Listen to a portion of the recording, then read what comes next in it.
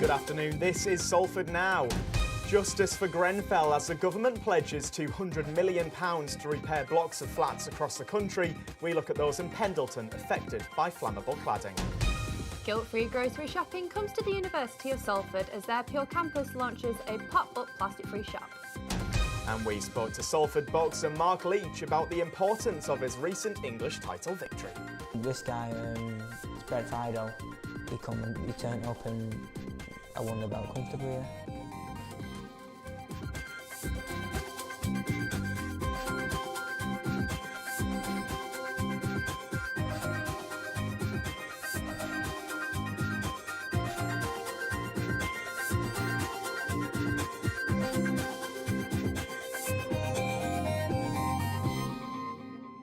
Good afternoon, this is Salford Now with Michael Adams. And Hannah Cody. Welcome to the programme. The government have pledged £200 million to improve fire safety standards at 150 blocks of flats across the country. The buildings are all cladded with a material similar to that used on London's Grenfell Tower, which caused the deaths of 72 residents when the flats went ablaze in June 2017. A number of flats across the Pendleton area are impacted by this news, and it's hoped that some of the money will be spent in Salford. Henry Martindale was in Pendleton earlier today. The wait may finally be over for Salford residents in this building behind me here, which is strewn with cladding, as the government has put forward £200 million to fix any issues in terms of fire safety. This, of course, coming back to Grenfell. Salford residents have been waiting over 2 years since the tragedy to get this problem fixed, and we're now waiting to find out which buildings will be covered by this new £200 million. Over the last few years, David Attenborough documentaries such as BBC's Blue Planet 2 and Netflix's Our Planet have highlighted the need to reduce the amount of plastic we use day to day. With the country becoming more environmentally aware, the University of Salford has launched a plastic-free pop-up shop at their Peel campus. Mairead Cleary has more. Free pop-up shop at Atmosphere Bar and Kitchen. The shop sells dry ingredients minus the plastic. The SU's incoming president explains where the idea came from. The pop-up shop came from other student unions and other efforts that other people are doing across the country and around the world. So for us as a student union, it's about how we can operationally do that. I've been working with staff and other student volunteers to try and get this up and running. So obviously there's a lot of kind of setup around this, but once it's set up and going, hopefully this will be a weekly event. Pasta and popcorn and more, this little shop is meant for the student diet. And it won't hurt the student budget either, with 10p for 100 grams of goods. 300 grams, it's 30p. For 400 grams, it's 40p. So good savings. Yeah, so for example, if you're buying 500 grams of pasta, it's 50p. If you go to a local supermarket or outlet where you can buy food, it's maybe £1.50, £2, so you're saving the pennies and counting the pounds there. The shop is part of a wider plan to create a more environmentally friendly campus. We have paper straws, we do have plastic straws that are like sourced like environmentally friendly for students with disabilities, but we have biodegradable cutlery, biodegradable takeaway objects, and lots of different options to try and make sure that we can break the habit of being this plastic-dependent society. So grab your Tupperware and jam jars and head down to Atmosphere every Wednesday for guilt-free groceries. Now, the Salford boxing community have grown a little bit closer in the recent weeks. Owen Widdowson went to find out more. All three judges in favour of the winner by way of unanimous decision, and the new English bantamweight champion from the superb city of Salford, Mark Leach was crowned the English bantamweight title winner on Saturday the 4th of May. We sat down with him to talk about what the victory meant for him and the city of Salford. You've been thinking you want to win this title for a while. Yeah, I mean, it's supposed to have happened for the past about 3 or 4 fights, I think it was, and then obviously people pull out and they couldn't get an opponent as soon as they could. So this hopefully this guy, Brett Fido, he turned up and I won the belt comfortably. Yeah. Could you go into some more detail about your journey as a boxer up until this point, especially like being around Salford? Yeah, I've always been in a gym. I used to train in a gym in Salford, Oliver Harrison gym. Been there since I was 6. Trained with him. Knew Jamie Moore through when he used to fight with Oliver, and then just come to this gym from there. What was that like, being from Salford your whole life? What's it like now fighting for Salford gym? Well, like I say, the more the Salford crowd gets behind me, the more easier the fight turns out to be, knowing they've come to support me, and it makes me grit down on my teeth and gum shield that a little bit harder, and push and get the win and bring the belts all back to Salford. I'm not winning a title just for me and my family. I'm winning it for the whole of Salford, because we're all one family together. We don't like push it people out. We all come together and get the wins.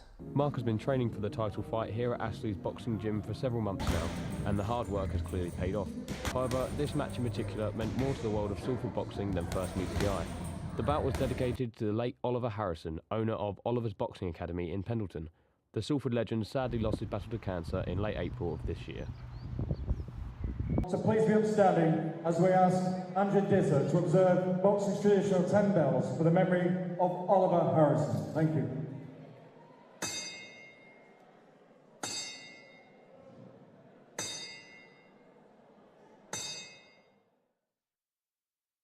Oliver coached Amir Khan early in his career, as well as British, Commonwealth and European champion Jamie Moore. Now, Jamie coaches Mark, and both hope to continue the legacy of Oliver. Oliver was a huge part of my career. He helped me out in the corner when Steve Foster was my coach, and then after I lost my first fight, Oliver took over as main trainer. He basically made me the fighter I was. I gave him the opportunity to try and change me and mould me as a fighter, and he did more than that. He changed me as a person.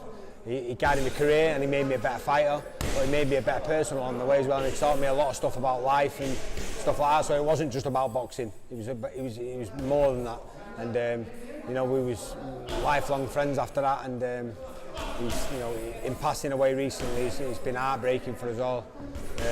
But his legacy will live on through us and the work we're doing here. He's been a massive part of the community in the Salford area, especially down Kersal and Lower Broughton in that area. He's had a big impact on the kids in that area. Although Oliver may have passed, it is clear that his spirit lives on in the heart of the Salford boxing community. Owen Widdowson, Salford Now. Now, what do you do to relax, and would you ever consider Tai Chi? That's what some residents from across Salford have been doing this week to unwind. Lucy Clayton went to the Bridgewater Hotel in Worsley to try it for herself.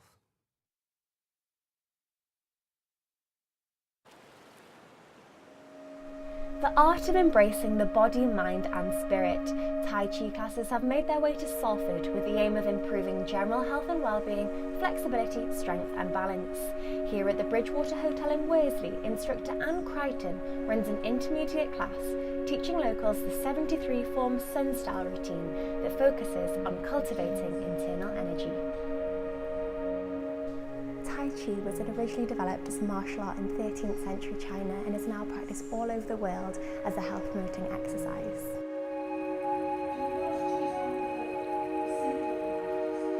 Dr. Paul Lam founded Tai Chi for Health in 2010, and since then millions of people around the world learn and teach his programme. As a non-competitive, non-judgmental activity, Tai Chi is suitable for all ages and abilities, so I decided to give it a go myself.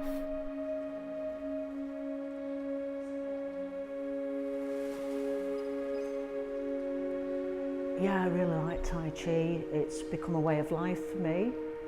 It's, if you have a busy day at work, it's a nice way to de-stress as you're focusing purely on the Tai Chi.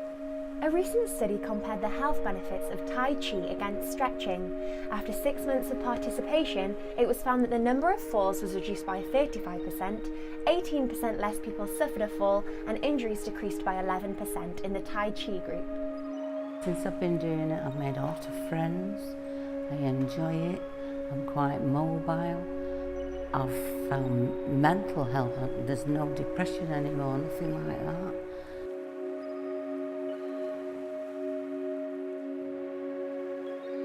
It is the best job I've ever had in my life, and I've done all sorts, because you see the pleasure in people's faces. You see people forming relationships with each other. You see them improving their balance, feeling better, being more positive. I go home and I just think, wow, I'm so lucky.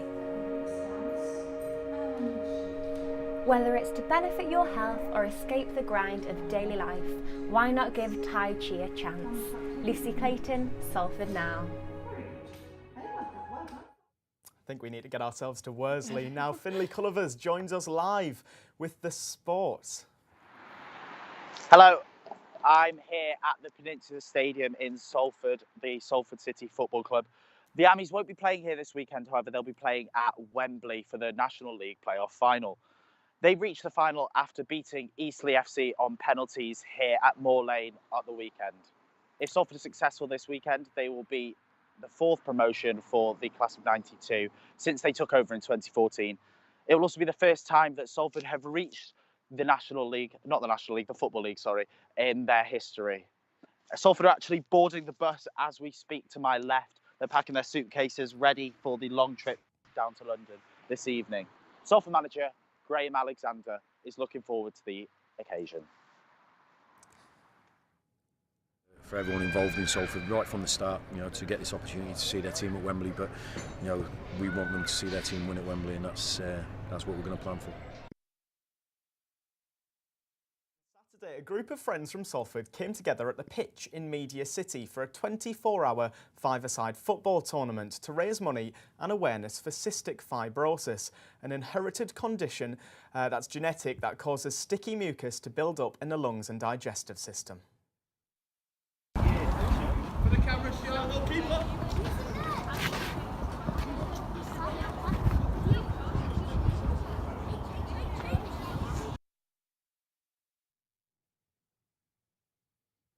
Raising awareness and raising funds for our mate Tommy and for the cause. We was walking to the pub, a few of us, and it was a drunken chat what we're going to do, and everyone laughed. The next day we just ran with it, and luckily we have quite a good friends core that all chips in. It's alright having an idea, but if you don't have the friends to pull it off, it would never have happened without these lot. I suffer cystic fibrosis. I have to have like 6 nebulizers a day, I have to do physio treatment, take numerous amount of tablets every day, talking 60 tablets a day, regular hospital admissions where I can be in for 2 weeks, even more sometimes, every couple of months or so. So I'm in the middle of taking a tablet that's just come onto the market, which is new after all the research, which events like this does help pay for these things to be doing, which is keeping well at the moment. Yeah, so we've got these 10 lads and we're here for 24 hours playing football, five-a-side. It was just us 10 to start with, but because we've had that, number of people, can we join in, can we take part, and they've come to play each other. We'll still man the event for 24 hours. We're sub if if they get tired, and I think up till 11 o'clock tonight we've got teams booked up, and then the last 7 hours till 6 in the morning it's back to just us again. We've had up to 100 plus people here already. Everyone's chipped in people have gone above and beyond just to help to get the event on. Everyone's chipped in, everyone that's coming here today.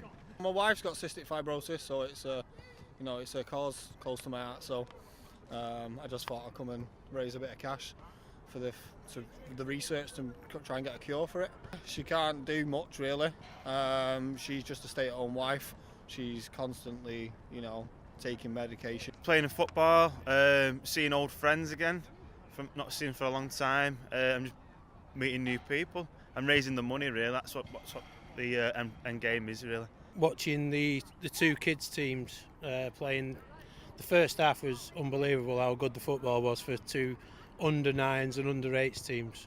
Just to play some football for a charity. Yeah, the adults, the ones that are like 24. Yeah, we beat them. We smashed them. We'll smash them, we'll have them all. Yeah. Come at us. We'll snap the leg. Yeah. Now, it's not looking too good out there today. Here's Chrissy Ford with your full forecast. Today is looking very miserable with highs of 10 and lows of 5. It has been raining and we are expected to see continuing showers into the night with strong winds also. The weekend holds little hope with continuing showers and highs of 12. However, on Sunday we are expected to see sunny spells and highs of 17. Well, I'm afraid that's all from Salford Now across television and radio until September, and from our Hannah too. She's moving on to pastures new. Don't forget, there's always loads left on our website at salfordnow.co.uk. And thanks to everybody on and off screen in our newsroom for their hard work. That's it from us. Goodbye. Bye.